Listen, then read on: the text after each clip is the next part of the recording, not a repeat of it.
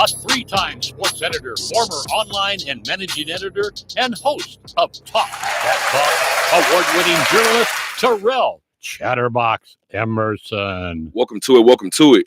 It is a little after 3 o'clock on a Monday afternoon, so it is time for the Talk That Talk radio show. I am your host, Terrell Chatterbox Emerson. I am not in studio dolo. We will get to that in 1 second. This is episode 46 of season 7 of the Talk That Talk radio show. The countdown to 400 is still active. Tonight, or today rather, is episode 372 in totality of the Talk That Talk radio show. Episode 372 in totality of the Talk That you can tell it's Monday for everybody.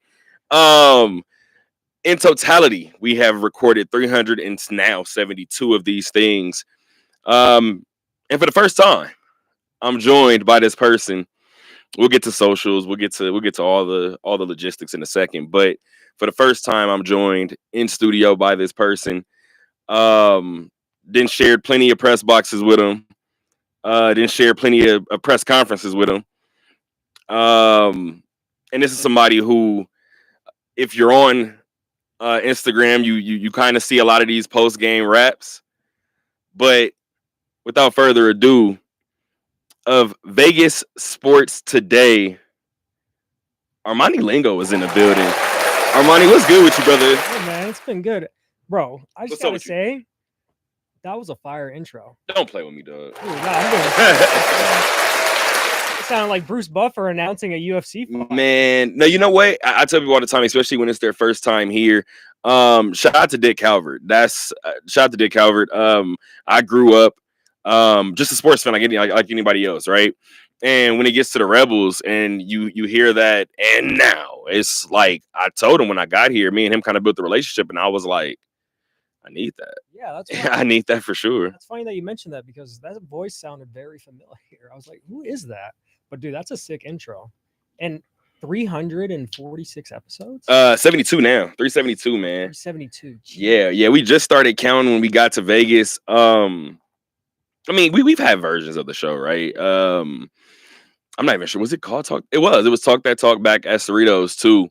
But when we came here to Vegas, we kind of revamped it, kind of got a different uptick on it. And yeah, man. So this is episode 46 of this season, though. So season 7, we've had 7 seasons here in Vegas. So definitely proud of what we're building here for sure. Yeah, man. No, and like I told you, this is a sick setup you got here, man. I appreciate you, brother. Trust me. I appreciate you. I appreciate the people over at MaxBet Media. And again, just now that we're actually kind of talking about it, right? This show is being shot from the Harry Reid Research and Technology Park here on Sunset, here in Las Vegas, Nevada. Me and Armani have at least an hour to give you guys. We're going to start with some football talk. This is about that time of year, right? We'll get to that. But Armani kind of was asking me about these cameras in here, and I'm going to let you guys know the same thing. This show, if you guys want to go ahead and catch it, you guys can live stream it on YouTube. All you have to do is go to YouTube, go to the search bar, type in Talk That Talk radio show. Once again, go to YouTube, go to the search bar, type in Talk That Talk radio show. It's pretty much the same across every platform. It would be the same on Instagram, the same on Facebook, same on Apple Podcasts, same on Spotify. The one thing that's different is our Twitter. Our Twitter is at Talk That Talk LV. Once again, guys, our Twitter is at Talk That Talk LV. So I do have a phone call to make in this first segment. So I'm gonna get to my mom's tip in, right on. And we have some playoff news to get to, some summertime playoff news to get to. But let's get to my mom's tip in really quick because I have something. And typically, and if you've never watched the show and or listened, my mom usually starts the show with a tip in, and my dad usually ends the show with a tip in, right? My mom's tip in usually has nothing to do with sports, but it can be a quote that she sent me, whatever the case may be, and usually it matches with something, right, along in the show. My mom's tip in today, I'm gonna let you guys know. I'm gonna do something that I don't typically do, but my mom's tip in today is control how you respond to things sent to destroy your peace. This is 100% about the Athletics. I'm just letting you guys know right now. I'll get to that in the second hour. Again, Armani has about an hour to give us. So by the time we get to the second hour, hopefully the show will be fully broken in and I can fully dive in on why the Athletics have been a topic of discussion all week long amongst the circles I've been in. But before we do any of that, Armani, it's a Monday show, so typically I try to start as light as possible. Give me a rundown of your week, brother. What has your week been looking like? Man, it's been busy. Obviously covered those back-to-back games with the Aces on Sunday and Saturday. Friday, just chilled. Thursday, man, it's funny. I was so busy these past couple of days. I can't remember what I did last week, but all these days start to run together, and you start to realize, like, I start to bookmark days based on games. Yeah, exactly. Basically, it's just been Aces stuff, chilling with family, and kind of just trying to prepare for this busy season ahead for us. I mean, you know how August gets. That's when everything starts to kind of typically come back. Then we got like September, October is when like Golden Knights and basically almost everything is back. I think UNLV basketball starts in November. Yep, absolutely. I just had the conversation yesterday about UNLV basketball. You and I were just talking about, first of all, not just, but we were talking about this. Let's say a couple months ago, right? Mm-hmm. And it slipped my mind again because we were trying to figure out when to have you on, and it slipped my mind again. You do cover Golden Knights. And I think the reason why is because shout out to Isaiah Torres, who ended up taking over our Knights coverage. But that's my boy. That was exactly where I used to see you. And I was like, I used to see Armani somewhere else all the time. And that was the reason why. Yeah, I think that's where we first met. Was that a Golden Knights game? Probably. It wouldn't shock. I think it was. Yeah. I think it was. I started talking to you at like UNLV basketball games. Was that not the first place? Nah. Man, that's such a long time ago. But whatever it is, we didn't literally covered everything else since. No. So facts. So we're definitely in a good spot. I'm actually getting ready to place this phone call really quick because I want to see if we can get this person on the line to discuss some IFL news. Right, we're gonna try our best to break down the first playoff win in team history for the Vegas Nighthawks. Big time victory for Vegas. And usually you guys know how this goes whenever we talk Golden Knights specifically, but whenever we talk Nighthawks in addition to that, we have to talk to my guy Justin Russo. Mr. Russo, are you on the phone with us? Yes, sir, I am. How are you? My guy, I am celebrating the first playoff win in Vegas history. What are you doing, sir? The same right now. It's a great time right now in the land of the Vegas Nighthawks. It's a fun time right now. Going up there, getting a win. I'm ready to talk about it. Let's do it. Let's knock it out, brother. The guys were actually saying during the broadcast, and Ben Wilson very, very well, right? And he was saying he was talking to Mike Davis before the game, and one of the things that he said was he needed a fast start. Like in these two games against Bay Area during the regular season, Vegas didn't get off to a fast start, right? And no. Here's the thing. We kind of talk about it, whether it's the UFL, whether it's the CFL, whether it's the IFL, NFL, whatever the case may be. It's hard to beat a football team 3 times in a single season. So I'm not going to lie. All things considered, this 1 versus 4 matchup, I was talking to Mike Davis prior to and was like, kind of got to feel good about it going in, right?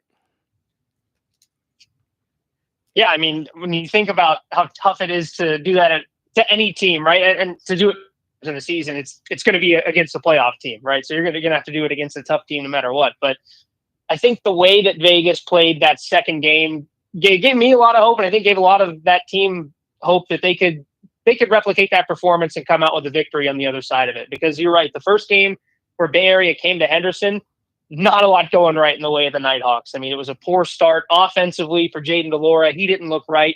They came in, got some points in the second half to make it look a little better, but it really was all Bay Area in that game. Second game comes down to the wire. You love the dice roll to try to get the win there with the 2-pointer at the end. It doesn't go their way. But to your point, it is really hard to replicate that again and again and again 3 times in one single season. And I think what you mentioned with that fast start is big too, because for Vegas, getting something different in that third game than what they saw in the first 2 can just boost your whole team. It can bring you up to a new level to say, all right, okay, we got that fast start under our belt now. Let's go. We can get this going. We can win this football game. We know we have it in us, and let's see if we can pull it off from here. And they did a great job of that with that fast start. They were able to handle some of the waves and the roller coasters throughout that game, and they came out with the win. So really impressive stuff all around from Vegas. And you kind of just highlighted it, right? I think we're at a point in this season where I had a conversation with somebody yesterday, and I was like, hey, if we're just going to be honest, football is probably the weirdest sport, right? Because you could be a month into a season and be like, oh, this team is giving us this type of energy. Vegas went into the postseason winning 4 of their last 5 games.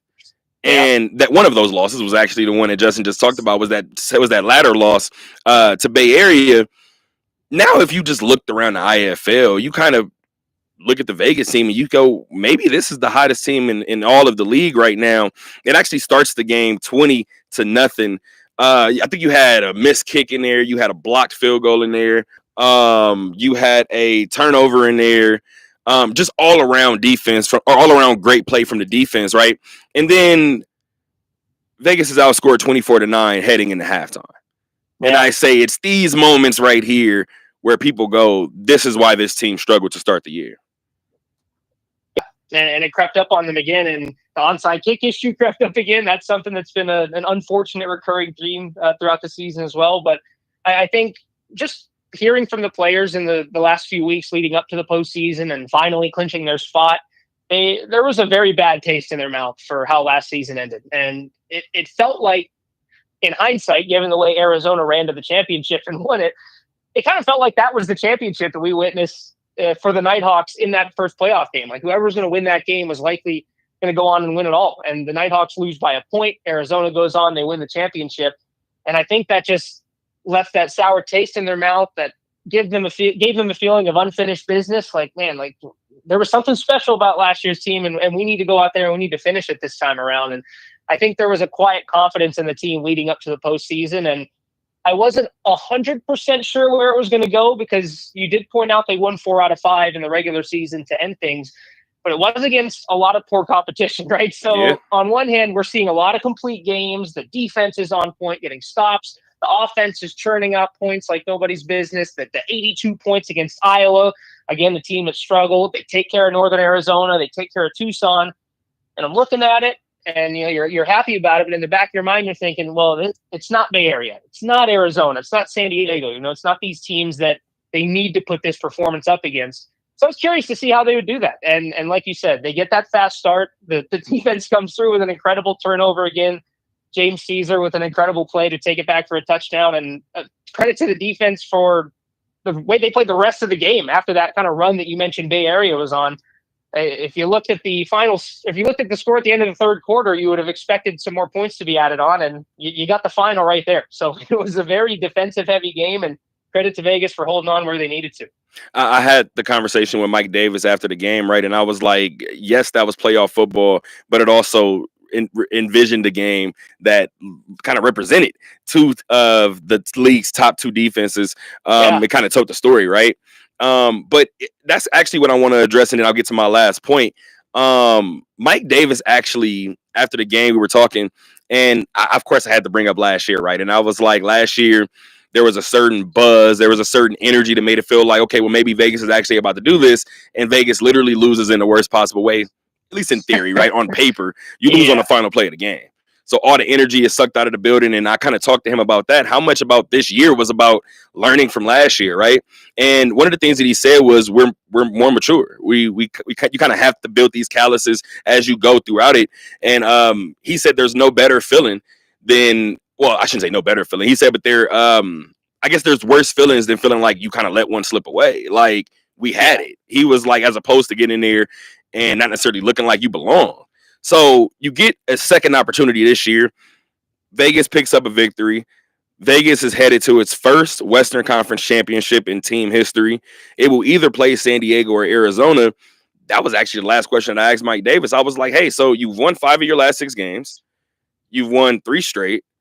You had a wire-to-wire win over the top team in the conference. No matter who you play in the conference championship, you've already beat them this year. Yeah. I don't really know how much more confident you can be heading into a championship game, whether it's the first time or not. Yeah, and I think having beat Bay Area, that's the one team they didn't beat, all season long, having that under their belt now just adds to that kind of confidence. And they're going to be on the road, right? They're not going to have the friendly confines of Lee's Family Forum. So if they're going to be road warriors for the next week or hopefully longer, but I think there is that confidence there. And regardless of the final score of really all four of those games, the 2 Arizona games and the 2 San Diego games, they were all really close. Like they were, a lot of those games were coin flips, maybe except for the one Arizona game had a little bit more of a decisive victory. I think they've got to be confident with no matter who they face. And they're going to get a good quarterback no matter what. You're either getting Nate Davis or you're getting Dalton Sneed. So you're getting something that is going to be tough to handle. But I think you look back at some of the things that Vegas has done against those quarterbacks and the success that they have found this season, that brings you some confidence. And again, you just look to the recent form that they've been on. I mean, the offense is chugging along. They didn't, put up 82 points necessarily that they were looking for this week. They got their 36 and they got the win against a really good defense. But defensively, I mean, I think that's what gives me the most confidence right now with this group. I mean, we've talked really the last couple seasons about the defensive line and how good and deep they are at that position. Chizie Umanakwe's been and kind of filling in for a more edge rusher, kind of speed rush role there. They've got some stability at middle linebacker again with Cam Bright, and the rotating cast of characters in that secondary that just always seem to come up with a play. I think it just gives you so much confidence defensively in any capacity, stopping the run, stopping the pass, moving forward, whether it is Arizona or San Diego, that I think they have to feel good. So I think from a confidence standpoint, I think you're pretty spot on there that Vegas is feeling pretty good right now, playing with some house money as the 4 seed, and we'll see where they end up, Arizona or San Diego, but I think they're going to feel they have a pretty good chance no matter what. And I am in studio right now with Armani Lingo of Vegas Sports Today. I'm sure I'm almost positive you've seen Armani running around the friendly, you talk about friendly confines, the friendly confines of the T-Mobile Arena. Armani, do you have anything for Justin right now? No, man, you guys are making me sound like I need to check these guys out. If I'm being honest, I've never seen a Nighthawk game. Oh, you know what? You're the second person in the last 24 hours to tell me that, and we're changing that starting next season because Matt Neverett told me that too, and it's completely unacceptable. You have to feel that energy, brother. Yeah, everyone's telling me, HSK is cool, Desert Dogs is cool, but the Nighthawks and Henderson, there's something to watch. It's a fun environment. Yeah, I think the smaller field too. It's just there's always something happening. Like it's a smaller field, points galore, like everything means so much, right? Every point feels so important, but at the same time it doesn't, because things can change so quickly with deuces and rouges and all these different fun little things. So it's a really fun time. You got to check it out. Yeah, and another cool thing that I just learned is that the fans can also get involved in the sides of the end zone. Absolutely. So if the ball is a toss up, if a receiver's running a fade route, and the fan can literally just grab up and catch it like in baseball or something like that. That's insane. Yeah. Imagine it's a game-winning drive and the guy throws or the quarterback throws a fade to the end zone and the fan just swats it out the air. That's hilarious to me. That's insane too. It's on your quarterback too. Ball placement is important. If you have that ball over the wall, that's fair game. Right. So there goes that. Mr. Russo, I appreciate you, brother, for joining us. We got to get you in studio very, very soon. We'll see what we can make happen. Yes, sir. Thanks for having me, guys. I appreciate you, champ. Thank you again. Ladies and gentlemen, Justin Russo once again. Why does that name sound so familiar? Justin Russo? Yeah. Well, if I showed you a picture, you would be like, oh, I absolutely know. 100%. 100%. Wait till I show you. Yeah, just wait. Especially you mentioned Henderson Silver Knights. He also does play-by-play for Henderson Silver Knights. So, or does commentary for Henderson Silver Knights. So, Russo's around the city as well. He knows his stuff, man. He knows his stuff. You know what? I tell people all the time, I don't, especially at this level too, we are the people that become the experts, right? So that's something that I had to learn kind of like my first summer league, right? That's I had the conversation with Sam Gordon. Shout out to Sam Gordon, who actually was available for a phone call today, but not sure if we'll be able to squeeze it in. We'll see what happens. But Sam brought it up last year at Summer League. He was like, what Summer League is this for you? And I had never counted. And I was like, it's a great question. And I was like, 6. And he was like, so you're a veteran at it now. And I guess he never registered. And I was like, yeah, I guess I'm 4 years away from 10 years in terms of doing Summer League. But I like to think that I surround myself with people that know sports, right? So, which is the reason why you're here. We got a whole lot of football to talk. We have Raiders to talk about. We have UNLV football to talk about. Let's start with the Raiders. We are less than 4 days away from finally seeing what the final product, not final product, but finally seeing what the first product looks like of this Raider team. There's been a lot of talk. There's been a lot of speculation. What are your thoughts about what Pete Carroll and John Spytek are going to be presenting? Yeah, well, with Pete Carroll, man, I mean, well, first of all, returning to Seattle. And you can move the mic too. Get comfortable. Do whatever you need to do. For sure. Ooh. Yeah, lean it up. There we go. Yeah, have at it. There we go. Yeah, with Pete Carroll, man, I mean, that's the way he coaches and the way he, we seen him in Seattle with the defense and everything. I guess one of the big highlights this season that I'm looking for personally is how the defense is going to respond. And because we look at that offense, I mean, I still think they can. Geno Smith, we'll see. I still think they need, an upgrade at a quarterback for them to be a contender in the playoffs. But man, like Ashton Genty, I mean, we saw him when he was down here playing UNLV. That a little kid, too much of him. Yeah, a little bit too much. That guy is something else. Brock Bowers coming in as voted the best tight end in the NFL.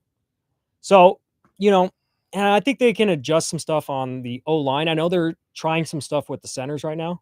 According to Jesse, shout out to Jesse. Shout out to Jesse. Yes, sir. And so, yeah, I'm not really – I think Chip Kelly's going to run that offense pretty well. I'm not really concerned on the offense spot. So, but when I look at the defensive spot, that's why I'm like, okay, well, Pete Carroll for sure, he's proven that he can run a solid defense. The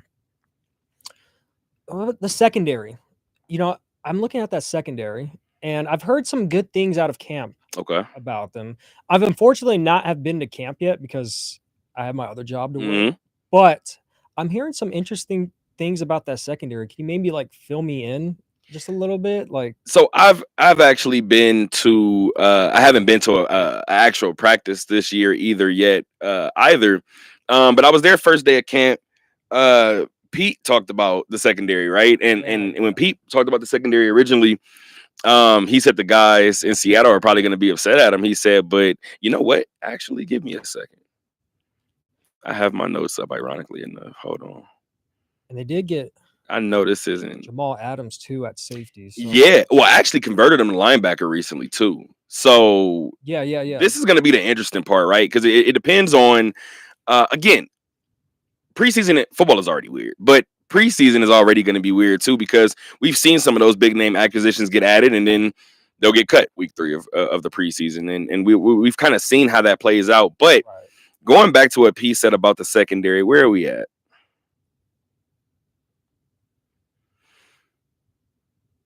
So, I took a bunch of notes during Pete's press conference, so I'm trying to figure out exactly where he said it. He did say, obviously, he's going to rely on what has made him successful in the past. Yeah. There it is. He said that the guys are really athletic, fast, and big. He said he doesn't know if he's seen a more impressive group. Mm-hmm. And he was talking about the secondary. Yeah.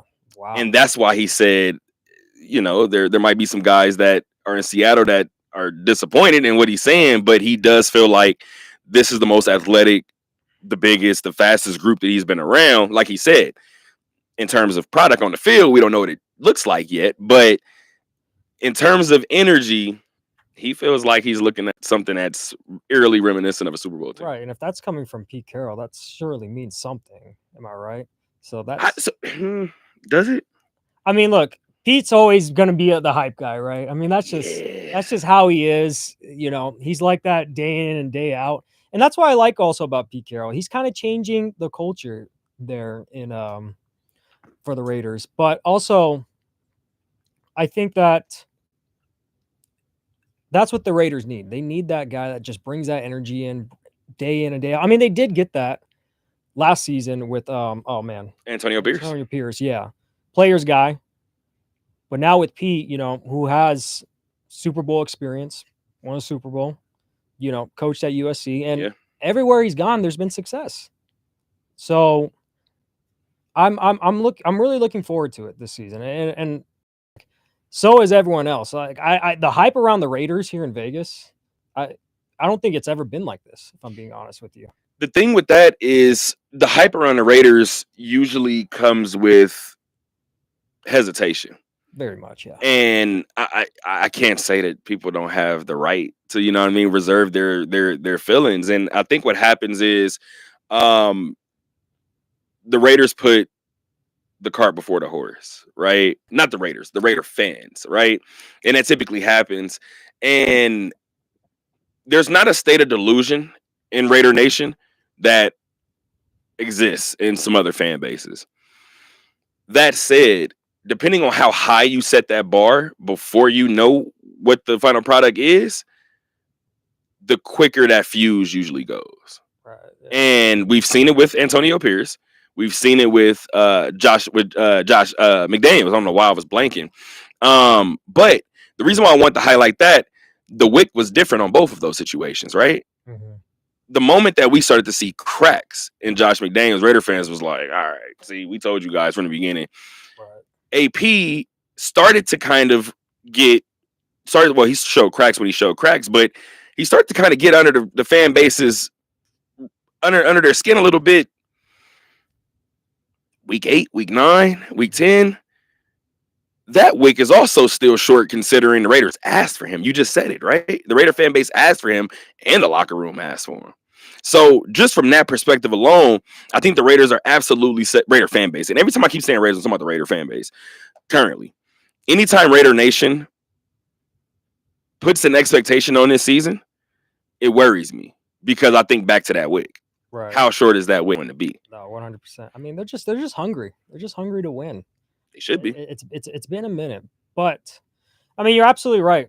And it's funny that you mentioned like delusional fans. Sometimes I'm a Cowboys fan. I was about to say the Dallas Cowboys. So, yeah. I'm a Cowboys fan, so I understand. Ooh-wee. But when I look at this team, it's just feels different. I mean, they got the pieces in set, right?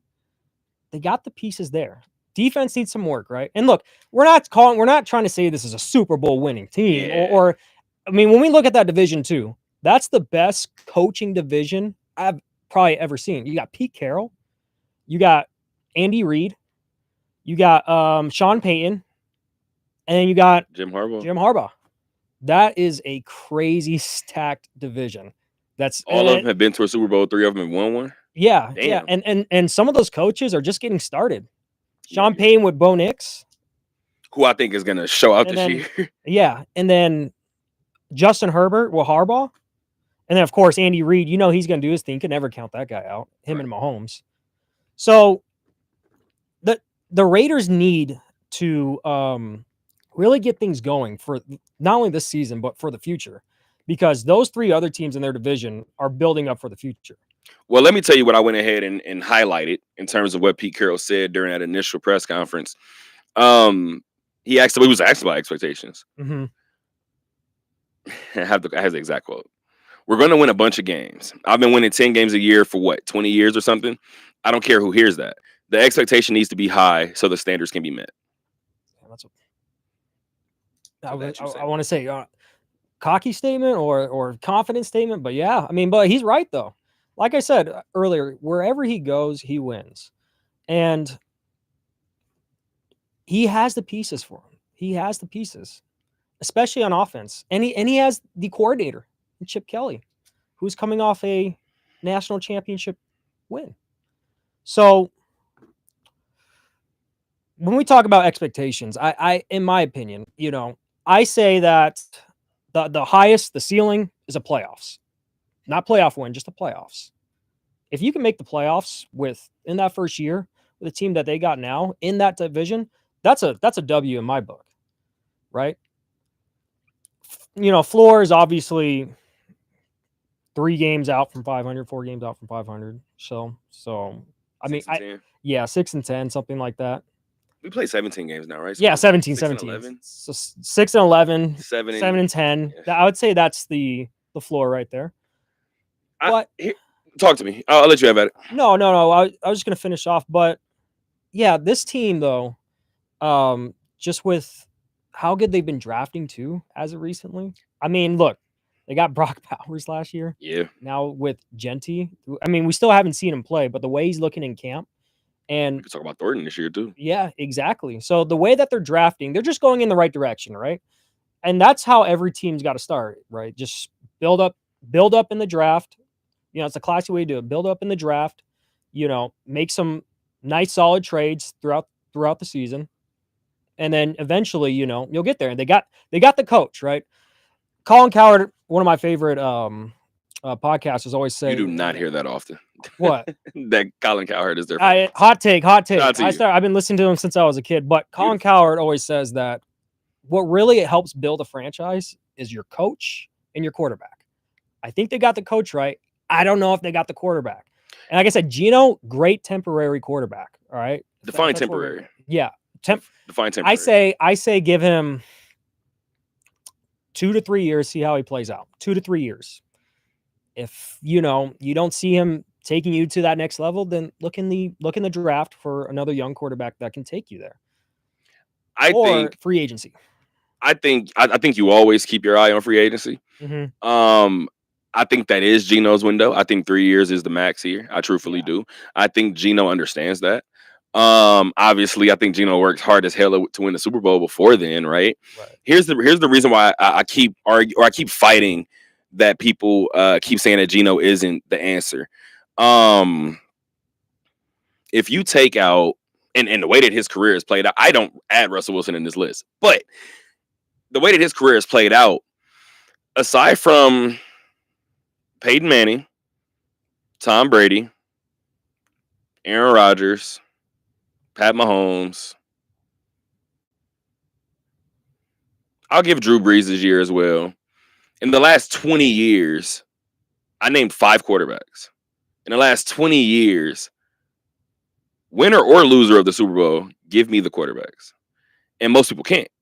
And the reason why I say that is because the teams that usually win it all, you don't have to have one of those top 2 or 3 guys as your quarterback to do it. Jalen Hurts isn't one of those guys. And that Cam Newton situation has gotten extremely disgusting behind something that is very, very true. Jalen Hurts isn't a top 3 quarterback. I don't think it matters because Jalen Hurts has been to 2 Super Bowls. So it is what it is, right? I don't think he's at the bottom of the league. Yeah. But let's just say, so Joe Burrow, for instance, right? When he went, nobody really had Joe up there at that time. So I think back to the Jets, and I'm always going to think back to the Jets AFC Championship days. They were relying on that defense. Mark Sanchez was somebody who went out there and was told not to lose the game. And I just had a conversation when I was at the bar about this, and somebody was like, yeah, like I think the Geno situation is similar to the Mark Sanchez situation. And here's where I differ. Mark was told not to lose the game. Geno can go win you one. Yeah. So just from that perspective, Geno may not be the Peyton Mannings, the Drew Breeses, the Tom Brady's, the Aaron Rodgers. We get the Pat Mahomes. We get it. Mm-hmm. Are you telling me that he can't do what Russ did in Seattle? Oh, man. I'm not saying with this Raider team right now, currently, too, because I have the Raiders not winning a championship this year. Certainly not now. But how much years does Geno have left in him? Like, which is why the max is continue. This is 3 exactly. Do you see them winning the Super Bowl in 3 years with Geno? Well, I mean, look, here's the thing. and that's a pretty vague question. But what I'm looking at right now is that, and the NFL's like this now. They'll move off a head coach and a quarterback like that. It's an instant. They used to, productivity used to be a thing in the NFL. Like you used to develop your quarterback for sit behind, build him up for 3 to 5 years. I know Geno's a veteran, so but still, the Raiders are one of those franchises where they need to win now. And if they don't see that in Geno, and with the next QB class or anything hits in free agency, and they see them like, we can win with that guy, they'll do it. They won't hesitate, as we've seen before now. Absolutely. And which is why I feel like the max has to be 3 because I think they go draft the quarterback this upcoming draft. I do. Yeah. I think this year was interesting because everybody was like, where did the Raiders go? Where did the Raiders go? And the Raiders went and got their running back. So you would assume they got their running back of the future, right? Mm-hmm. So if that's their plan, that's why I have Geno as a max, because when people were, you said temporary, that's why I said define temporary. Right. Because Geno this year probably has nothing to worry about, right? I think beginning next year, Geno has somebody over his shoulder. Yeah, I mean, because the excuse would be that, they're still trying to figure things out. It's Pete Carroll's first year. You got a rookie running back, only second year tight end. They're still trying to figure things out. But, second year, that's where it's like, okay, I think the expectations will be set higher. I mean, obviously the expectation will be defined to see how this year goes. Right, but for sure. if we're thinking ahead, it's playoff win. If you don't got nothing behind that, well, we're going to start to have some questions that following that next season. But no, I think for Geno this year, there's not a lot of pressure. There's not a lot of pressure. Just do it, follow Chip Kelly's system. And it's good that he has so much help coming into the season because he has Pete Carroll. And then if Ashton Jeanty is the type of running back that we saw in college, the play action, he's a cowbell running back, so he's going to take like 20 to 30 snaps. So, we'll see how things kind of get worked in, but I don't think there's any pressure for Geno coming into this year. Like I said, though, this league has become very offensive, so we have to see some product or productivity from the offense, especially going into this season. Yeah, I think that kind of goes without saying, especially considering how poorly the offense played last year, right? Yeah. I do think it's very, very fitting that this Pete Carroll, Geno Smith run with the Raiders opens on a Thursday night in Seattle. I do think that's pretty poetic. This Thursday, August 7th, 7 p.m. It's the first preseason game for everybody. Right. So first preseason game for everybody not named Detroit or the LA Chargers. So first preseason week officially kicks off on Thursday. There are 2 games on Thursday. I can't think of the other one. I want to say maybe Minnesota's in it, but I could be completely wrong. Not on the top of my head. But we got 2 Thursday games. The most important one for you Vegas fans will be Las Vegas at Seattle, 7 p.m. on Thursday. While that's the first preseason game, we get our first taste of real life college football. What is that? Less than 3 weeks away now, officially. We are 19 days away from the start of the Dan Mullen era here at UNLV. It will open with a home game from Allegiant Stadium against Idaho State, 1 p.m. start. Are you as excited for this UNLV football group as I am? Man, I'm going to tell you right now, recruiting-wise, do I do the round of applause again? Do it. This is insane. Recruiting wise, I don't think there's ever been a recruitment level like this at UNLV football. Dan coming from the SEC. You got a bunch of former 5-star, 4-star recruits.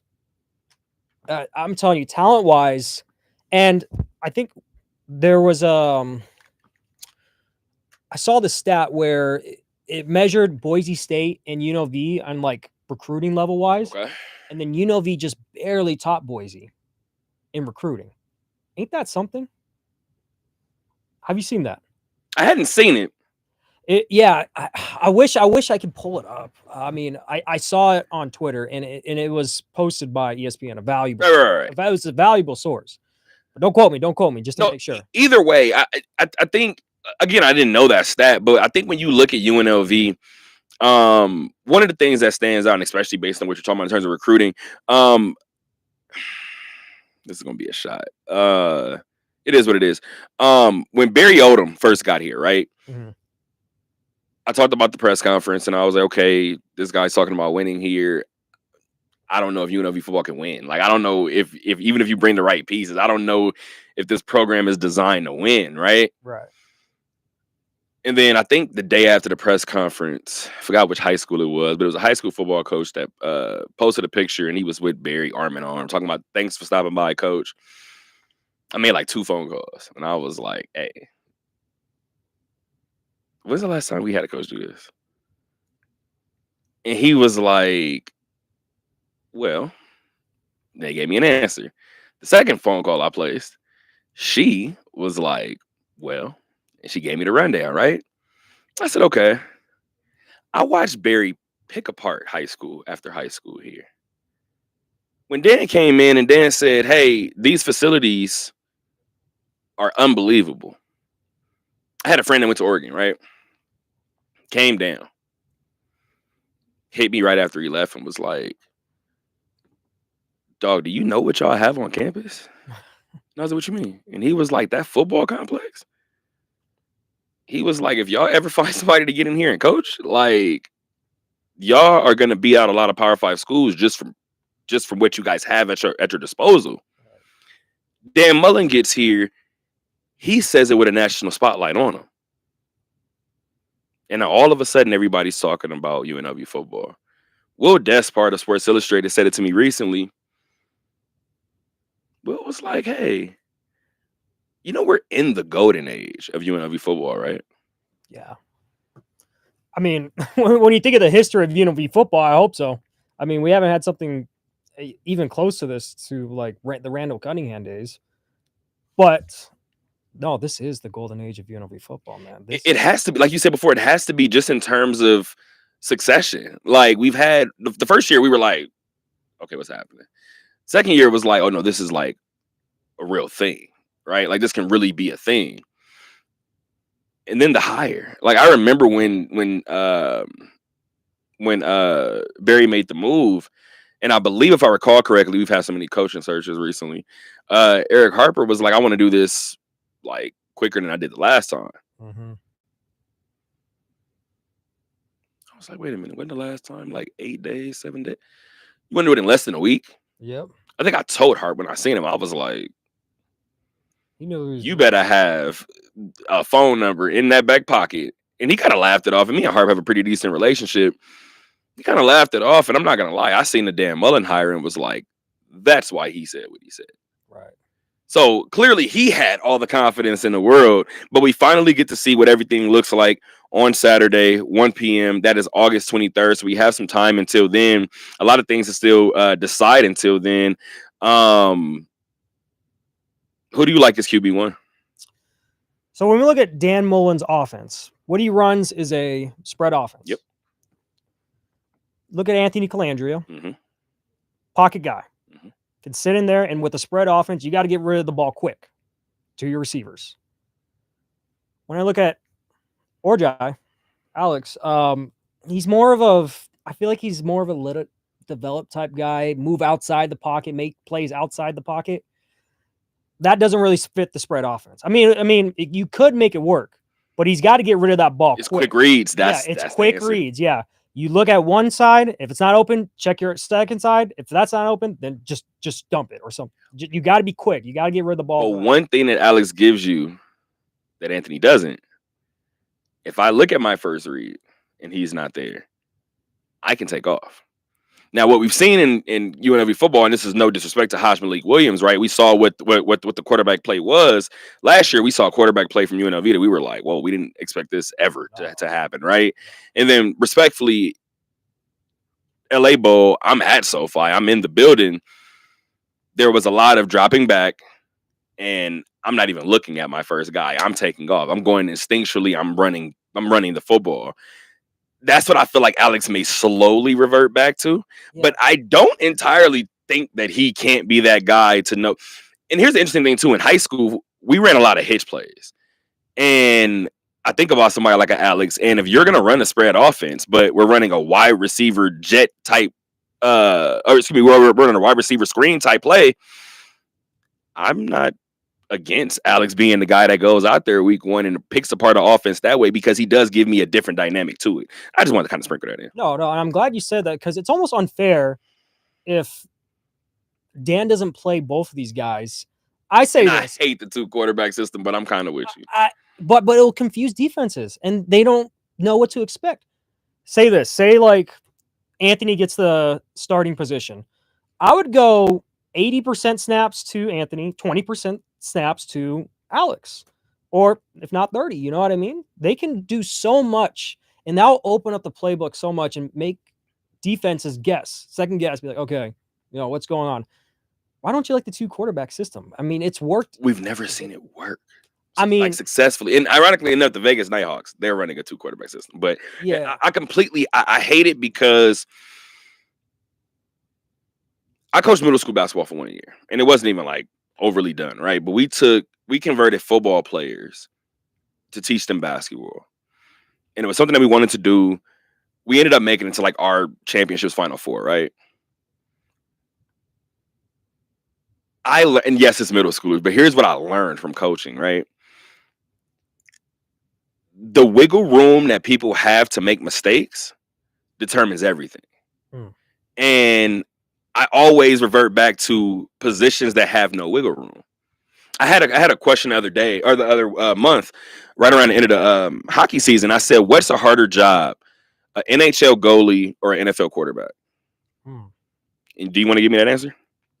If I'm being completely biased here, in my opinion, it's an NHL goalie because I played hockey. Oh, I didn't know that. So that's yeah, news to me, guys. Yeah, so I played hockey. Goalies, I mean, it's harder than it looks, but it's all about positioning wise. It's all about, I mean, you're stopping 90-mile-per-hour pucks that are coming flying at you while, 6-foot defensemen are trying to battle out in front, and you're getting screened most of the game.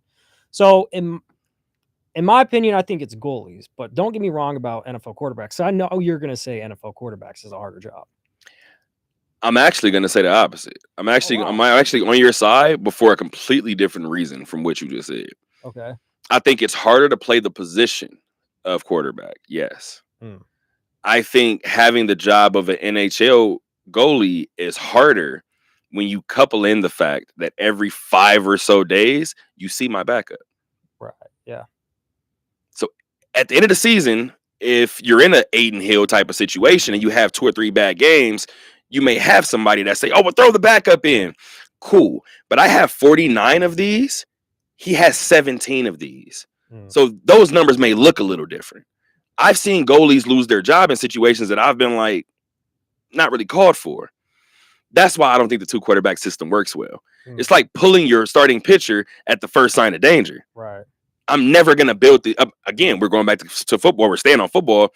We're building these calluses. Right. At a certain point, we didn't see certain pitchers get knocked around. And it's like, well, yeah, you gave up 4 straight hits. You gave up 1 run. So, I don't know, Clayton, here's the ball. And we're going to go back to where we're going to. So, to answer your question about why I hated the 2 quarterback system, I was in that locker room when Marcus Arroyo did it. You want to know how it went? I'm pretty sure I know how it went. Oh, no. Well, very true. The entire world knows how it went. Yeah. But do you want to know some of the stories that came out of that locker room? Oh, some insider information, huh? Yeah, let me hear. Not a single quarterback felt safe. Oh, I bet. Any of them will tell you that. So I have 2 incompletions on this drive, but we have 2 first downs. I'm out. And then I come in, I'm cold as all hell. Why are we throwing the ball on 3 straight drives? Like, so just from that perspective, it gets a little murky. I'm not going to lie. I've seen it work one time, and it worked in the UFL. They had one quarterback that was almost like an air it out type guy, and they had another guy that was more cerebral. And that was the one situation where it worked. Right. Every other situation, I've seen both quarterbacks, the position where you need, going back to my goalie point, the position where you need the most confidence on the field of play, have the least amount. You're never going to win a football game that way. Understandable. No, and look, 100% agree. So let's take out the 2 quarterback system and let's think about situations. Which is why it's weird, because I think it could work here, which is why everything I said is what I believe. Exactly. And before I get into my point, it's a good situation to have for UNLV, right? Because we kind of saw that last season too, when the whole Sluka situation, and then we saw Haj take off. So I guess in that QB room, the thing is, there's little to no room for mistakes. If you have 2-3 bad weeks, next guy up.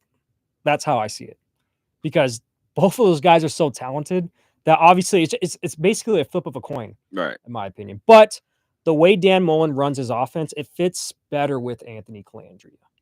I think so. That's where I was leaning at first. And I just feel like, and I'm kind of with you, but you got to do something with Alex. He's way too dynamic. Yeah. No. Way too dynamic to have on the sideline. So let's talk about situationally. If it's like 3rd and 1, 4th and 1, 3rd and 2, I just think you can't go the Pittsburgh Steelers route. And that was the situation that I had that conversation with Mike Davis about this one, because we have the league's MVP, the league's reigning MVP. He's our backup. Jaden Delore is our starter, which was the original starter over Noah Fafita before that transpired, right? Mm-hmm. With that said, goal line situations, 4th and 1 situations, Jerome trots out. That's why I bring up the Pittsburgh Steelers. The Pittsburgh Steelers, I'm not going to lie, the first 5 weeks, I was like, yes, like, keep doing what you're doing. Like, keep everybody on their toes. By week 7, I was like, Justin doesn't throw the ball. Like, when he gets in the game, we're not throwing the ball. I believe Dan Mullen to be a little more innovative in his offense to the point to where, yeah, we do have Alex starting this drive. Right. We do have Alex starting this game against Boise State, but we did have Anthony start this game against Utah State. I don't know if it's a set thing where it's like one guy gets one half, one guy gets another half. I think it is kind of more what you said. I do like the 80-20, maybe even 75-25. I'm kind of with you in that range. I think we're going to see a lot of both early. I think ultimately, similar to what we both kind of are leaning towards, I think Anthony is the guy that fits everything better. Right. I think we see a lot of it early, kind of mixed in. If we do get to a bowl game, I consider both. I'm actually interested in seeing both of them in that type of scenario too. I think Dan might be the one situation that I might be behind to start the year. Yeah, and let's just hope it's not really, I said it's a good situation to have, but let's hope it doesn't kind of evolve into a bad situation where they're testing too much stuff out and it almost costs them games. Because look, I mean, if these guys want to make another shot at the CFP, there's little to no room for mistake. Yeah. So, as I mentioned, I think Anthony will get the starting job. He will play 80 to 90% of the snaps, and then situationally they'll probably bring in Alex. But hopefully it's not like, a bad situation where they're either like just competing, where they're almost like competing against each other, which I don't think is going to happen. But yeah, just the main thing is it's a good situation to have. So Alex, though, when I was watching him when camp first started, I'm like, man, dude, this guy can be a starter like that somewhere else if they really want to, for a high-end school. Yeah. Just came from Michigan too. Yeah. Had that conversation yesterday. And the crazy thing is like this guy's coming from the Big Ten down to the Mountain West. Yep. The game should slow down for these guys. So either way, schedule-wise, I look at UCLA and Boise as obviously the two big ones, as I feel like are the must-wins to really strengthen, your schedule. But you look at, the rest of their schedule, I think they can easily should be the favorites and win those games. But yeah, man, when I see Alex, dude's what, 6, I want to say like 6, he looks like Saquon Barkley out there. You know what I mean? Dude's quads look like Saquon Barkley's. Absolutely insane. I don't know why it won't pop up, but it's definitely coming up. He's 6'3", 240. Yeah, crazy. That's absolutely insane. At quarterback. Yeah, which I think you have a situation that's in there. And here's the thing too, and this could be the last point. I can't say I've never seen it happen anymore, even though it did happen in the UFL, right? I've never seen a 2-quarterback system work that was based on mistakes or that was mistake driven, if that makes sense. I'm going to go back to that UNLV situation because let's go before that UNLV situation. Let's go to the Tony Sanchez days. Oof. I remember people questioning whether Armani had the vision to play quarterback because Armani would immediately drop back and take off. I said, cool. Essentially, somebody asked the question to Tony Sanchez one day, and he kind of got to a point to where he said, like, Armani is like too big of a presence to not have on the field. And I came in here. I was at UNLV at the time. I think Alex White was my co-host at the time. I said, I know people are going to look at me like I'm nuts. I said, has anybody thrown Armani a pair of gloves and seen if he can catch a football there? And people laughed. I said, cool. I said, but if you guys are telling me that Kenyon plays better quarterback than him, but Armani's too important and too big of a body to not have on the field. But Armani is literally running through defenders as the quarterback. I probably guessed that he could play another position. Armani makes it to the NFL playing what position? Do you remember? The answer is tight end. Tight end, yeah. So it looks like somebody threw that man a pair of gloves and found out he can catch a football.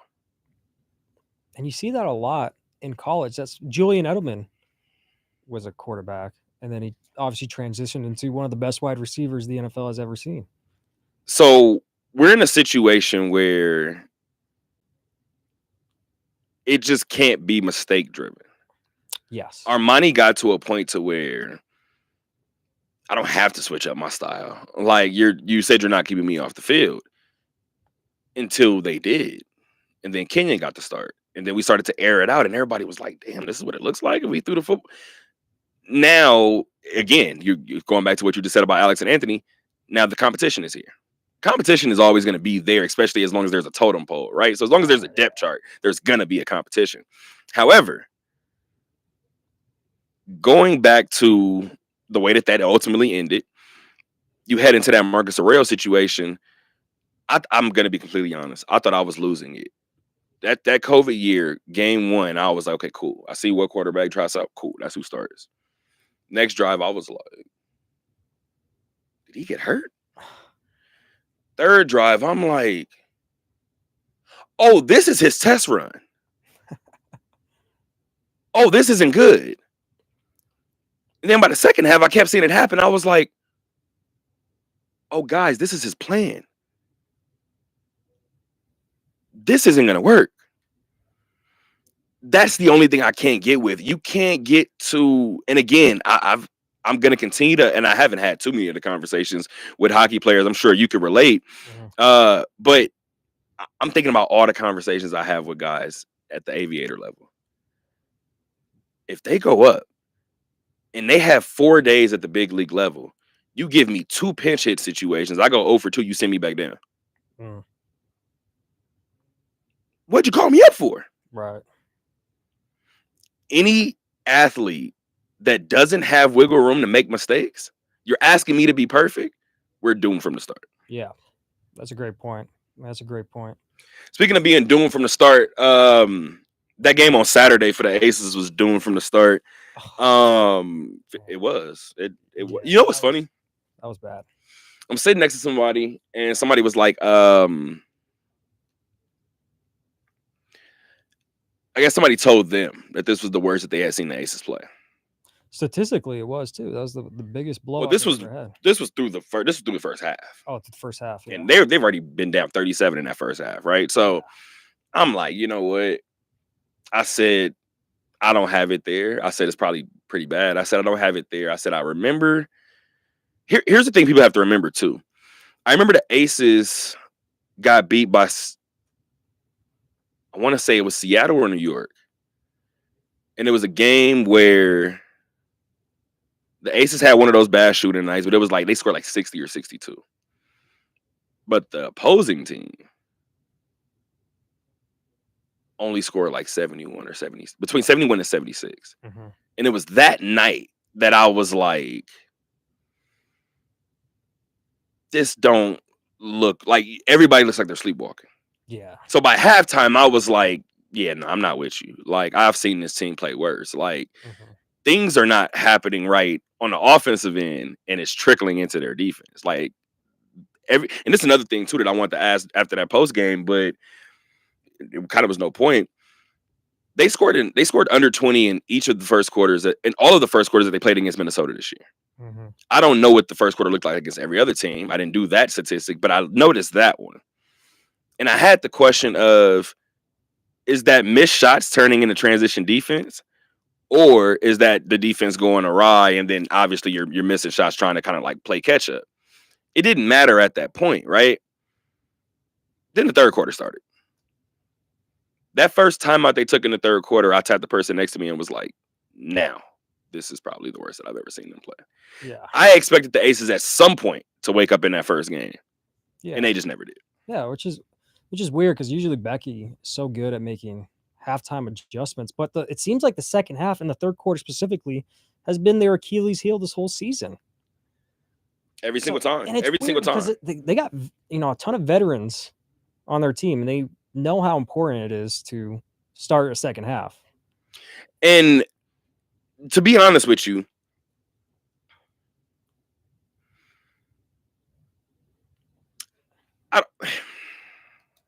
the Aces all season long haven't appeared to be a team that looks like a championship team, right? No.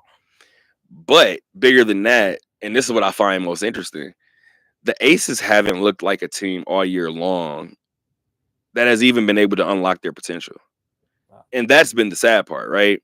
And I said this early on, and I said this before the season started. I said, guys, Jewell Loyd is going to struggle to start the year. I said one reason that I could think of is because she's joining a situation where she has a 3-time MVP right here. She has a 2-time champion here, or 3-time champion here, a 2-time champion here. I'm gonna get in where I fit in. Mm-hmm. And I said that, I know we always joke, right? But that Plum Dog nickname was what it was. But she got that name because there were times where she would have a 2 or 3 minute stretch where she would say, everybody, move. I don't care who you are. Move. Move. Mm-hmm. We've seen her look off Asia before. Move. Right. Jewel's not going to come into the situation and do that at any point. 2 games, and I mentioned it yesterday. I said Jewel's best performance for me going into this weekend was that 20-point performance in a loss to Washington. Mm-hmm. That was Asia's first game that she missed because of that concussion. Right. Respectfully, I do think Jewel respects Chelsea. I think she respects Jackie. I think there was a moment where she looked on that court and said, Asia's not here. Everybody move. It was around that time that I said Jewel needs to go to the bench. Jewel needs to be in that second unit where she could look around and say, I might be the best option to score here. Mm-hmm. So let me go do it. So fast forward to yesterday. 27 points, 7 made threes, started the game 7 of 9 from 3. I asked her on Saturday about her 12-point performance. Mm-hmm. And again, yes, it led the team. But when I talked to her after the game about it, and shout out to Meg for jumping in and giving the answer that she did, it looks like for the first, because again, I'm going to go back to middle school basketball, because what I've learned is certain things don't change. Doesn't matter the age, doesn't matter the skill level, doesn't matter anything. You can see when a player is overthinking. Yeah. And I used to tell my middle schoolers, what do we practice for? When we come out here, I don't want to see you think on the court. We're not here to think on the court. We think and we train and we bust our ass in practice. I shouldn't see you think when you're out there. It should be second nature. It should be motion. I looked at that game on Saturday and lost or not, 53-point loss or not, and I was like, Jewel's playing free basketball for the first time all year. In less than 24 hours after that, she has a season-high performance. Once again, 27 points, 7 made threes. Literally was a difference maker in a 101-77 thumping of Golden State. I'm glad you mentioned that, because she does look a lot more comfortable coming off the bench. And it's an interesting that, I never really thought it like that, where she's looking all over the court. Yeah, you got A'ja Wilson, the best player in the WNBA. You got Chelsea Gray. So much talent that I you had no idea that it possibly could, mentally get to her like that. But now, after seeing yesterday's performance from her coming off the bench, and they desperately need bench play, okay, to at least alleviate the pressure from A'ja Wilson, Jackie Young. So having her come off the bench, I think, is definitely a step in the right direction, to where, because look, Becky's, like you mentioned, we still have not seen them play 40 minutes of pure Aces basketball. Right. We still have not seen that. Becky's been kind of preaching that all season. Like, yeah, we played like 30-ish, but not the full 40. And how do you play a good solid 40 minutes? Well, you get solid play from your bench. And Jewel coming off the bench will certainly, I guess, elevate them for sure. Have at it, because I do got another thing completely separate. I was going to say, what do you think about, KB, Kirsten starting? I like the move. I think what Kirsten does, and this is the thing too, because this is ultimately going to get me into my next point. Kirsten forces people to guard her, and that's one thing that Becky has been really, really big on. I told Brian Salmon yesterday because I know in that big win people weren't going to pay too much attention. Kia didn't get her first minutes until like 5 minutes left in the game.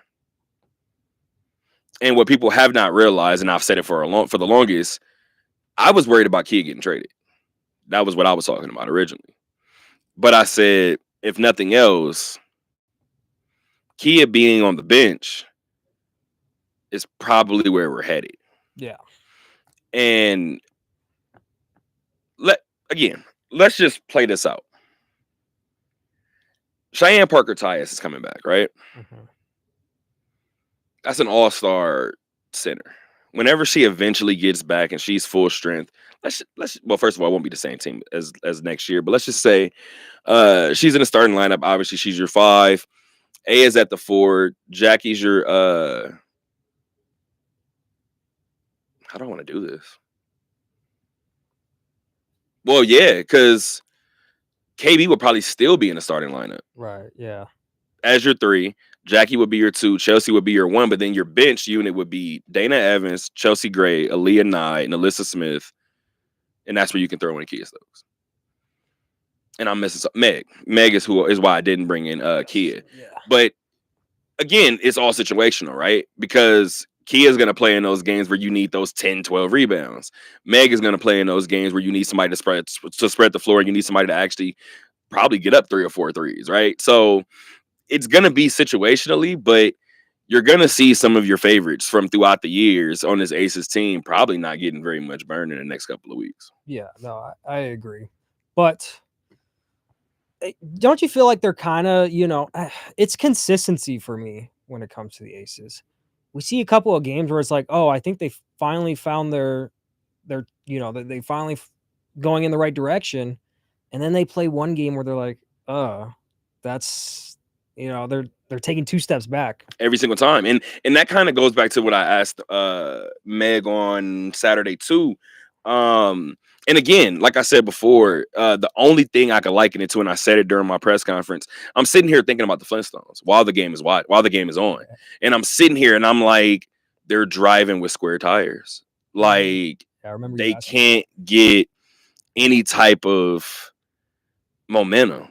And again, if you know anything about driving with a square tire, first of all, it's impossible. But if you try to drive with a square tire, let's just say that you're going up an incline. If you're on that edge, cool. You feel like you're gaining something, but the moment it levels out, and you level out hard. Right. And that's what I was asking the ladies, because it blew my mind. And I thought I was tripping. This was like a month ago. I'm doing my story. I'm typing, and I'm like, okay, yeah, back-to-back wins for the second time this year. Wait a minute. I'm looking at the schedule. I'm going down. This team hasn't won 3 games in a row yet. I don't know that I've ever covered a good basketball team that didn't win 3 games in a row. Yeah. And so I saw that. They just recently did it, but I saw that and was like, oh, this kind of tells me all I need to know. Right. Yeah. And Jazz, Jazz. I was talking to Jazz Absolutely. about it. And, shout out Jazz. You did. Amazing person. I was talking to Jazz, just like, what do the Aces need for that consistent play going down, halfway through the season? Because look, the playoffs are going to come like this. Yeah. And I don't know if we should even be talking about them in the playoff conversation, because they haven't really. Here's the thing, and I said it last year. I said if this team ends up with a top 4 record, be like worry, right? Because this team is has the home field advantage, has the home court advantage. This particular time around, if the Aces land in the 7th or the 8th spot, they will go home in the first round. Yeah. Yeah. I mean, we saw what Minnesota has been doing to them this whole season. They better hope they don't see Minnesota. Oh, no. Connecticut. Yeah. I mean, look. Wait, hold on. You said this season. Mm-hmm. Let's look at what Minnesota has done to them the last 2 seasons. Oh, yeah. Because I remember specifically, there was a trip again, if you guys are avid listeners of the show, you know where I'm going. I had an Atlanta trip last August, and I'm covering the game because they went to Minnesota, and I'm watching the game in my hotel room, and I'm like, this shit is getting ugly. Like, this is, yeah. That I'll just say that Fee winning MVP and that ankle sprain, she avoided real injury there. But Fee winning MVP has kind of been an element that's been on the wall 8-9 months. Like, she just looks different right now. And as a result, Minnesota looks different, right? So again, you know what this feels like? With all due respect to the New York Liberty, I think sometimes you need that villain arc. And I feel like them losing in the finals last year probably would have been better for them because I think it sets up a longer trajectory. Basketball fans will forever look at that moment and say, you stole one from Minnesota. And I think because of that, I think it was just kind of penciled in before the year started. Like, I was just like, nobody's going to want to see Minnesota this year. They're going to be on one of those tears. I feel the exact same way about the Yankees in baseball. And I know people are looking at me like I'm crazy. Yeah. But when Aaron Judge dropped that ball in game 5, game was over. I called my dad. I was like, I just want to let you know. He was like, what? I said, when he kicks everybody's ass next year, it's your fault. Man. And he was like, what? Why? Because he has the entire offseason to think about this. Right. So when the Yankees win 28 next year, it's your fault. Yeah. It's everybody's fault who was ripping into them. Kind of the same thing with Minnesota. Minnesota knew that the basketball world felt like they got one snatched from them, and they look like they're coming back to snatch it back. Yeah, you look at Minnesota's team. All their starting 5 can all shoot. I mean, they were that game on Saturday. They weren't missing nothing. Even the Aces crowd was like, "Oh my goodness!" It got to a point. Brian Salmon wasn't at that game covering it. He was there watching as a fan. Yeah. There came a point where like they hit a 3 and I looked into the crowd and I seen him and he just looked at me and we just shook each other. We just shook our heads and was like, because when it was all said and done, we was kind of talking and we were like, what do you do? Like in a situation like that, like what do you do? Right. But and I liked what Becky said after the game. She was like, we ran into a buzzsaw tonight. Like it kind of is what it is. But that's why she highlighted the first 2 meetings, right? That's why the 30-point loss can't happen. That's why the XYZ can't happen. We're at a point of this season right now, and I've said this before. The Aces have to look at who's in front of them, right? And I actually have it right here. And I know 2.5 games is going to sound nuts, considering the Aces have had struggles winning 3 games in a row, but they're sitting at 15-14 on the year. They are 7th in the WNBA. They're a game behind Seattle, a team that they've beaten this year. So a team that they have some confidence against. They're 2 games behind Indiana. They're 2.5 games behind Phoenix, another team that they beat this year. And they beat Indiana this year. So just from that perspective, you have a 3-game window to go from 7 to 4. And let's just say you do end up at 4. You may end up getting an Indiana. You may end up getting a Seattle. Atlanta's moved up to 3 now. That's a team that you handled pretty well. Again, the Aces just need to avoid New York and Minnesota as long as they can. Yeah. So, with all due respect to Golden State, with all due respect to Washington, yes, they are chomping at the Aces' heels. As long as you take care of what's in front of you, what's behind you does not matter. Yeah. I would absolutely key, and I know every situation is different, but if I'm the coaching staff, maybe the players don't know. If I'm a player, maybe the coaching staff doesn't know. I'm zeroing in on these 3 teams in front of us. Yeah. I need you guys to lose 4 of your next 5. We're going to try to take care of what we can take care of, but and you've been in locker rooms, so you know, as a player and as a reporter, but podcasts like Jeff Teague's are important. And I'm going to say that because one of the things that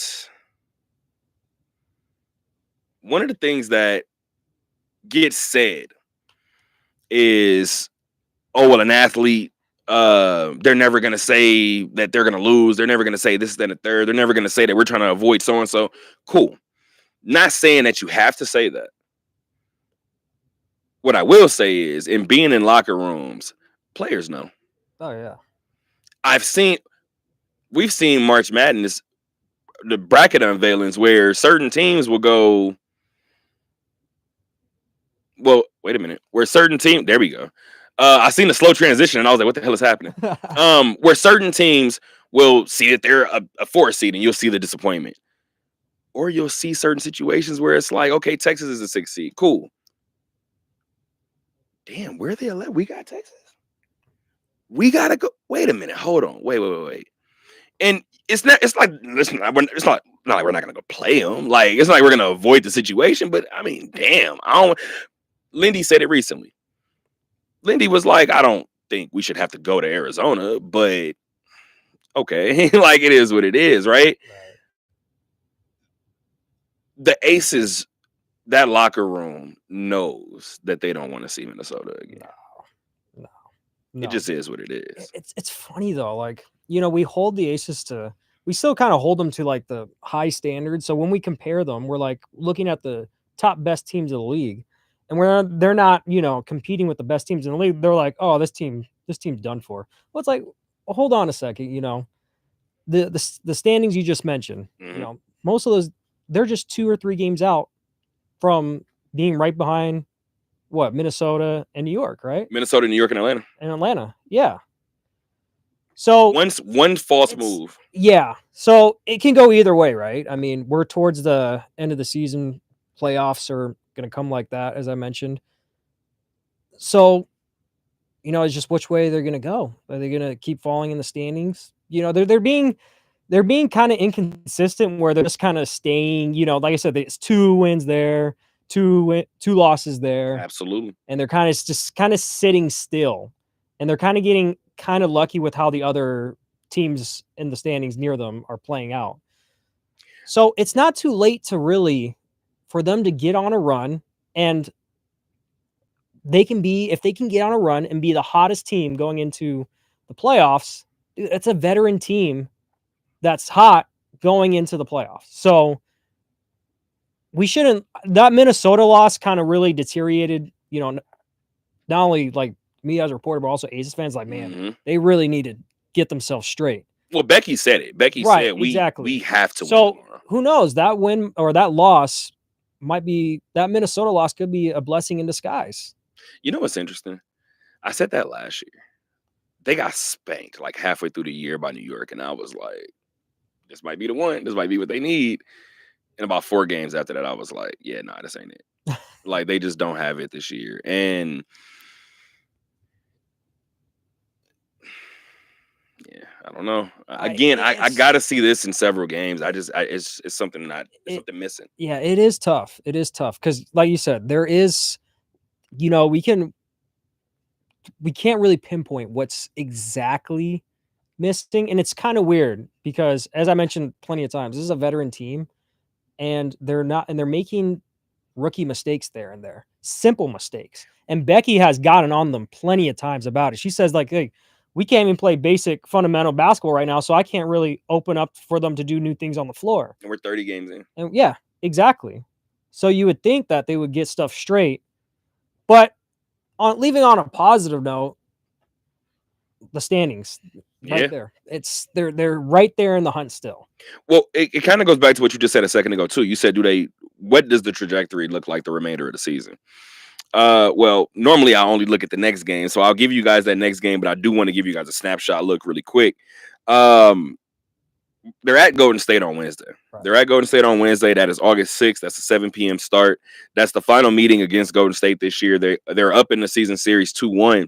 But after that, they're home against Seattle, home against Connecticut, home against New York, on the road against Phoenix, home against Dallas, home against Atlanta, home against Phoenix. It seems like those are all almost like must-win games. It feels that way, right? Yeah. And you know what's funny? A couple of weeks ago, too, I said, matter of fact, which game was it? I want to say it was a Wednesday game. Anywho, I remember I looked at the Aces, and it was a game I couldn't go to. And I forgot what I was doing. Maybe I was in a bar or something. And I was like, okay, cool. Like, I can't go, but I'm going to cover from here. It should be a win anyway. And it wasn't. Not only was it not a win, it might have been an Indiana game. The one at T-Mobile? Nope, it was a road game. It was that July 4th game. Oh, okay. Or July 3rd game. Yep, 81-54. I think it was that game. Yeah. There was something I was supposed to go do in order to go watch it, and I was like, I'll do it from here. Like, it should be a win anyway. And it turned into that. Mm-hmm. We can no longer pencil in W's for this group. No. That just does. That's a mistake on your part. Yeah, no. There's not one game on that schedule you can say, oh, that's for sure dub. Just the way that they're playing. In fact, I might be able to look at some of these games and almost say the opposite. That's the scary part about the way that this team has looked this year. Yeah. I have 30 more minutes of baseball to talk about, sir. Okay. I know you are headed out, but I appreciate you once again for joining us, Mr. Armani Lingo of Vegas Sports Today. Again, man, I appreciate you for stopping by. We've been talking about it for too long. But again, man, I thank you for that. And anything else you want to leave us with? Where can people find you? What are you doing? Yeah, man. Talk to them. Well, first, I just want to thank you for having me on. This has been a fantastic experience. Always. So this isn't going to be the last, I hope, I'm on. Nowhere near. We're going to have so much to talk about in a couple of months. So definitely get me back on track when the Golden Knights are going. And that way we can, talk about a bunch of more stuff. But yeah, social media, I'm on Instagram. My Instagram is Lingo Sports. You know what? Here, let me pull it up real quick just to be exact. I don't There it is. Be giving. I do it every single time. Trust me. Yeah. It's Lingo, like bingo, just with an L. Lingo Sports 8. And then my Twitter, which is the one that I'm more active on, just getting post game stuff out real quick. It's Armani_Lingo 8. And then YouTube, which is where I'm going to be posting a lot more on now when this season comes up. Just put in what's the lingo and it should pop up my YouTube channel. Beautiful. So yeah, man. And I got a ton of stuff that's going to be, I'm thinking about a lot of creative stuff. I'm going to do some fan interviews that I've done in the past. Be a little bit more creative. So it's that time of the year. And Terrell, this is where it's going to be. It's going to be balls to the wall if I want to say it's like that. You know what I mean? This is the time. I tell people all the time. As a matter of fact, this was the end of March Madness, I think. Lady Rebels around there. And somebody was like, oh, well, you're heading out of that season. Are you about to get some free time? Yeah. Just the opposite. And they were like, what do you mean? Summertime is my most busy time of year. Once it hits end of April to end of April to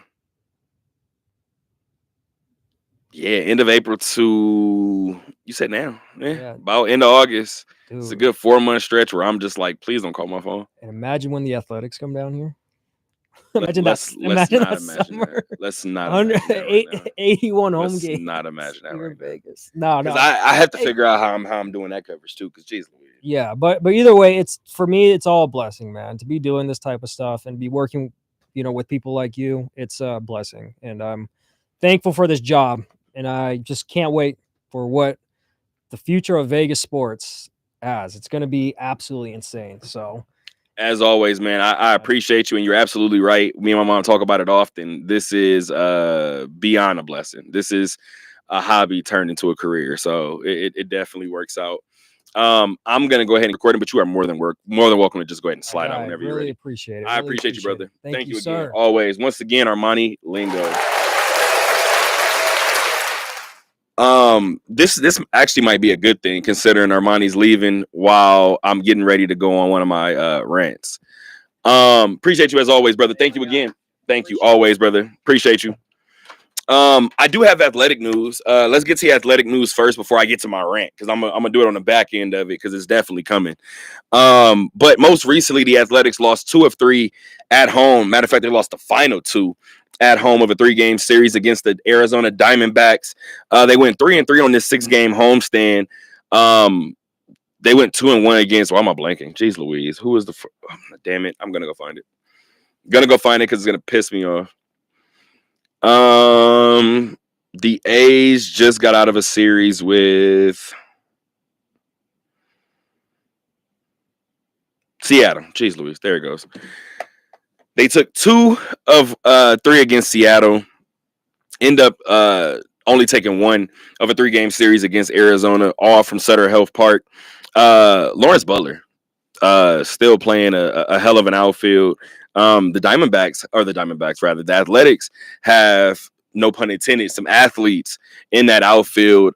Just recently called up Kobe Thomas, just recently called up Carlos Cortez. Just got a lot of athletes in the outfield that can do a lot of different things at that major league level. And we'll get to it in terms of the Aviator talk. They got some athletes coming up as well. This 3-3 homestand knocks the A's to 49-65 on the year. They're still last in the AL West. They're 6 games behind the Angels for the 4th spot, and they're 9.5 games back of Texas for a potential 3rd spot. They're headed to Washington next. I believe it's a 3-game series, but I know they're headed to Washington next.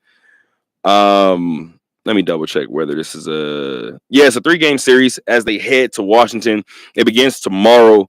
That is August 5th at 3:45 p.m. You got 2 3:45 starts before you get a 9 a.m. start on Thursday. And then you get a weekend series in Baltimore against the Orioles. So an opportunity for the A's to pick up some wins against teams that are struggling just like them this year, right? So I know this is going to sound crazy, but a lot at stake in those games, actually, just in terms of pride, just in terms of direction. Armani was just in here, and Armani Lingo was just talking about trajectories, right? And trajectories matter when it comes to building up what the A's are trying to build up. They're trying to build up some resistance to these past couple of seasons that have just kind of compounded and been loss after loss after loss, right? So this team is in a situation where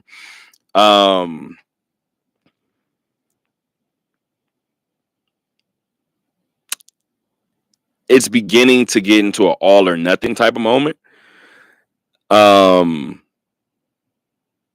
I don't just mean for the players. That said,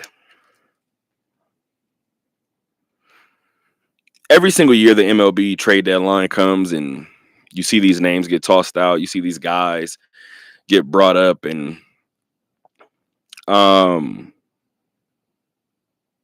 think certain things you just can't do if you're trying to build a winner, if you're trying to build something of consistency, if you're trying to build something of substance, right?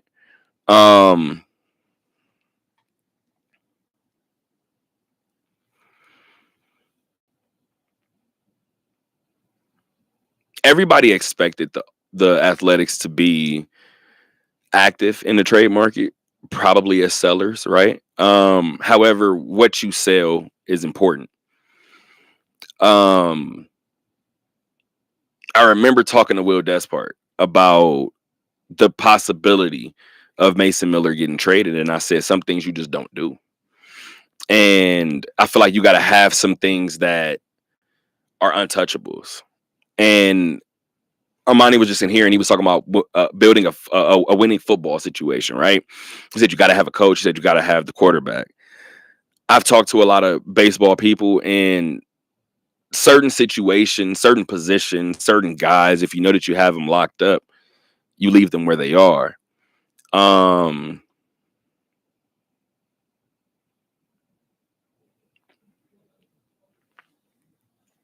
Shortstop is typically one of those positions. Center field is typically one of those positions. Catcher is typically one of those positions. A good ace and a good shut the door closer is usually on that list. I expected the A's to make a splash potentially with Tyler Soderstrom, potentially with Luis Severino.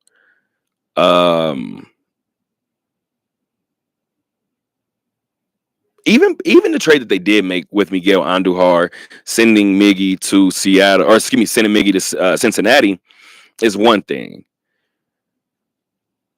to see the news that the Athletics traded not only Mason Miller, but JP Sears to San Diego raised all types of questions for me.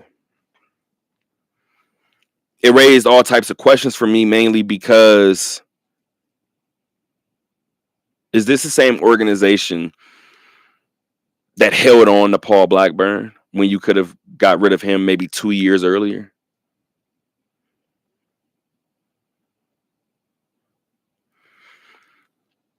Is this the same organization that traded away Jorge Mateo, who ended up starting in center field for the Baltimore Orioles the immediate next season?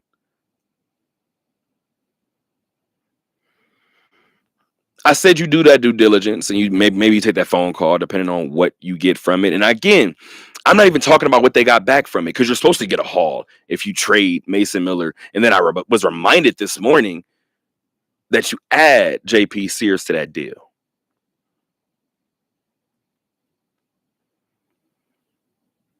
So you add a starting pitcher and you add a high quality, somebody who has potential to be the best closer in all of baseball, and you trade him to San Diego. Again, this has nothing to do with the haul that you receive back for it. It's about what you're trying to set in terms of your culture.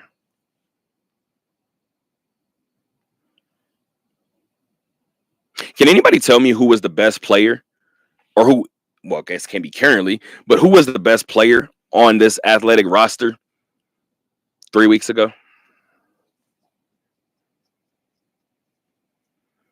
Even with what Nick Kurtz is doing, he's a rookie. He's getting it together. He's headed in a direction that we see a uptick, a constant uptick. Mason Miller was that answer.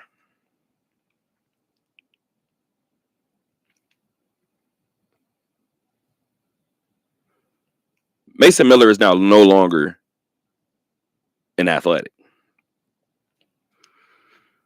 Remember what I said about culture? Mason Miller has the final out from the Coliseum. And when the camera zoomed in on him, he's the one that did with the Oakland on the jersey. That's what I mean when I speak to culture. You don't want that guy to open up this new ballpark?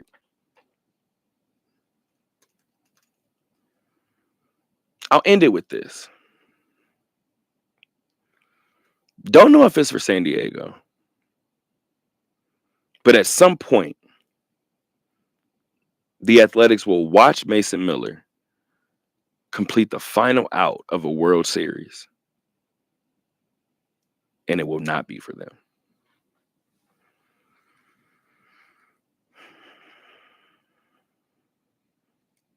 I wanted to let that breathe for a second.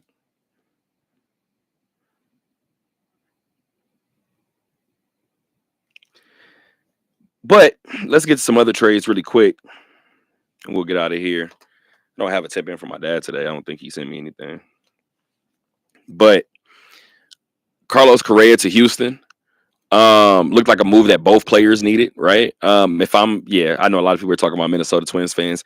Yes, sometimes you see teams sell that shouldn't sell. I would be extremely pissed if I was a Minnesota Twins fan. Absolutely, I get it. However, if I'm a Houston Astro, if I'm Carlos Correa, I might be looking at the situation like, thanking my lucky stars.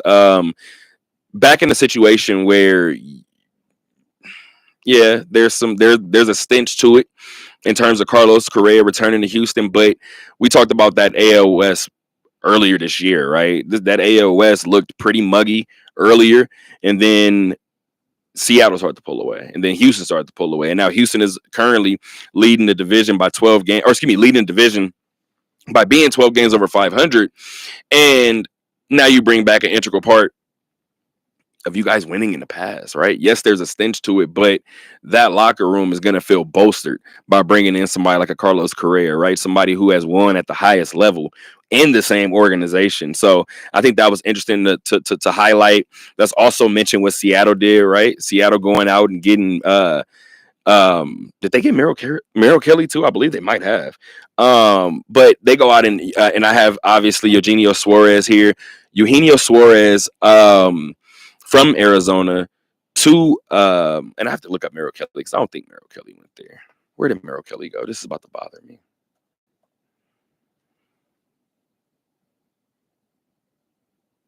And of course, my internet wants to go slow now. Texas.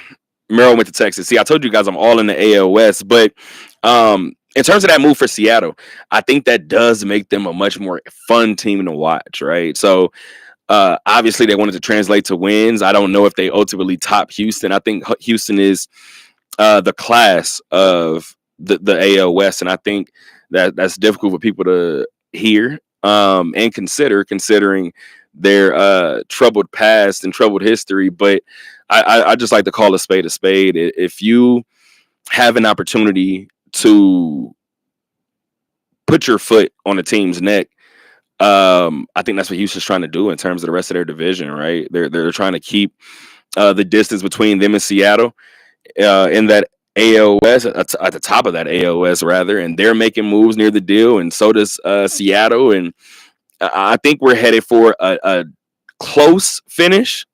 I do think Houston ultimately gets past them. And then you guys know how I feel. I think all bets are off in terms of Houston in the postseason. Anything can happen there. But we have Shane Bieber going to the Toronto Blue Jays. We have Ryan McMahon actually going to the New York Yankees and already hitting a walk-off for them. Dustin May went from the Dodgers to the Red Sox as well. Just a whole lot of moves in all of baseball. A lot that I like, right? Griffin Jacks, I believe, went to Tampa Bay. Just moves galore, moves all around. A lot to be excited about in terms of baseball. And I don't know which move we're going to be talking about at the end of the year when the World Series is playing, right? But Ryan McMahon could be one of those names, right? A Tommy Edman type pickup in terms of going out, getting somebody who can handle the bat and getting somebody who probably wasn't on a lot of people's radar and then ends up being a World Series hero. So shout to baseball and the way that they've been able to do it over the last couple of years. Definitely an intriguing deadline. And actually, we'll wrap up with some Aviator talk. Again, guys, thank you. This has been episode 46 of season 7, episode 372. We're about to wrap up with some Aviator talk really quick because the Aviators most recently split a 6-game series with Reno from the Las Vegas ballpark. I just want to talk about the call-ups, right? Now, all of these different moves within the organization means that the A's are calling up new guys from AAA. They're sending guys from AAA to, sending guys from AA to AAA. Even sending guys from Lansing up to AAA.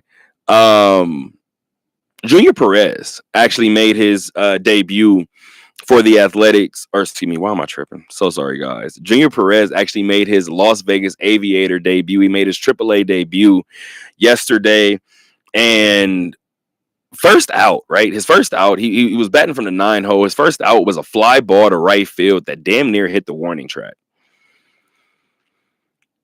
We said, okay, there's something here, right? And then he absolutely smokes the next one. He ends up hitting a homer in his AAA debut. Big night for the Aviators as they win by 10 runs, 16-6 in the series finale over the Reno Aces.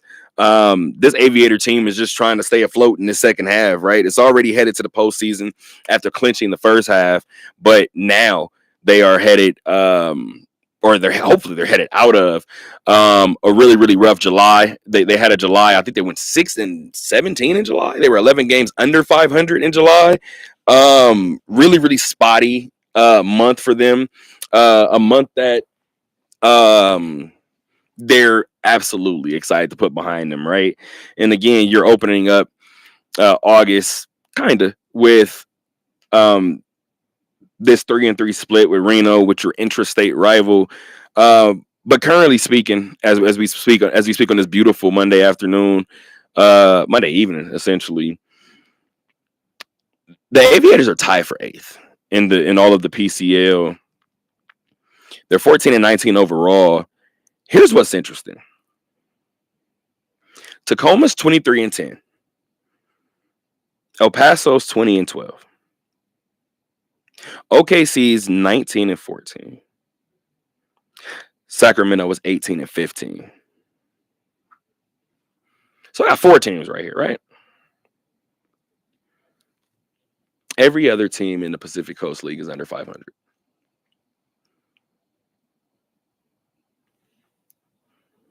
Every single team. Every single team after that, including your Aviators, are under 500 in the second half of the minor league baseball season.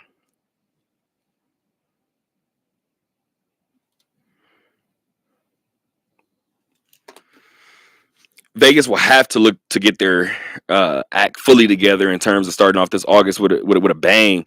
They can do so on the road against Salt Lake, against the Salt Lake Bees of the Los Angeles Angels of Anaheim. I'm going to say it. Organization. But that series is set to start tomorrow.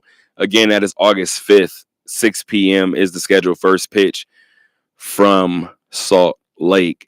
Thank you to Armani Lingo. Thank you to Justin Russo. Thank you to Sam Gordon, even though you weren't on the show today. Thank you to my mom. I just appreciate you guys. I just thank you guys for chiming in and making today's show what it was. Again, episode 46 of season 7, episode 372 in totality of the Talk That Talk radio show. Guys, this show is always shot from the studio here at the Harry Reid Research and Technology Park. You guys are kind of taking a quick little look around the studio really quick. But again, guys, we appreciate you guys. We thank you guys. We love you guys. Until next time, gang. Keep on talking.